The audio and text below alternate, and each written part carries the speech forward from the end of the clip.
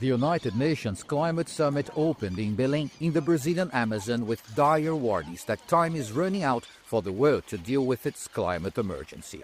President Luiz Inácio Lula da Silva opened the session by listing the impacts of rising temperatures, pointing out that for the first time last year, the planet surpassed the 1.5 degrees Celsius threshold above pre-industrial levels set by the Paris Agreement.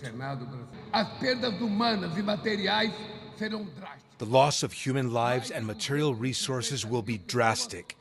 More than 250,000 people could die every year. The global GDP may shrink by up to 30%. That's why COP30 will be the COP of truth. It's time to take the warnings of science seriously. China's Vice Premier Ding Xuexiang urged countries to lift trade barriers that slow the global spread of green technologies, such as solar panels and advanced batteries, essential for the energy transition. There is no expectation of a joint statement at the end of this two-day summit. Leaders are laying the groundwork for COP30, which begins Monday and runs through November 21st, when final agreements are expected. The message from leaders this year is that this must be the COP of implementation. After decades of debate, the world already knows the problems and solutions at hand. Now it's time to get things done. And one of the biggest steps toward getting things done is funding.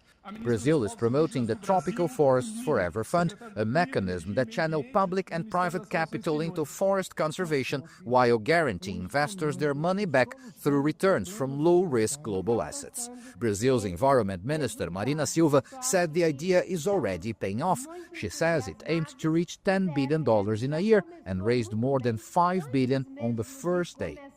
I think we already have more than half of the funds we had set as a goal just on this first day.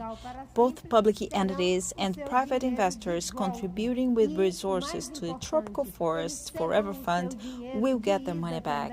And more importantly, their money will also go towards protecting the forests.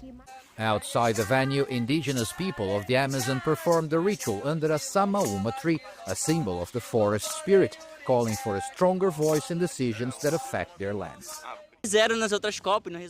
We are here today with indigenous peoples and traditional communities, showing that we are the solution. But this responsibility shouldn't fall only on us. Everyone has to take action. As COP30 approaches, the challenge for Belém's COP of the Truth is to turn billions in pledges and words of urgency into concrete action that can contain and ultimately reverse the ever-rising temperatures endangering communities around the world.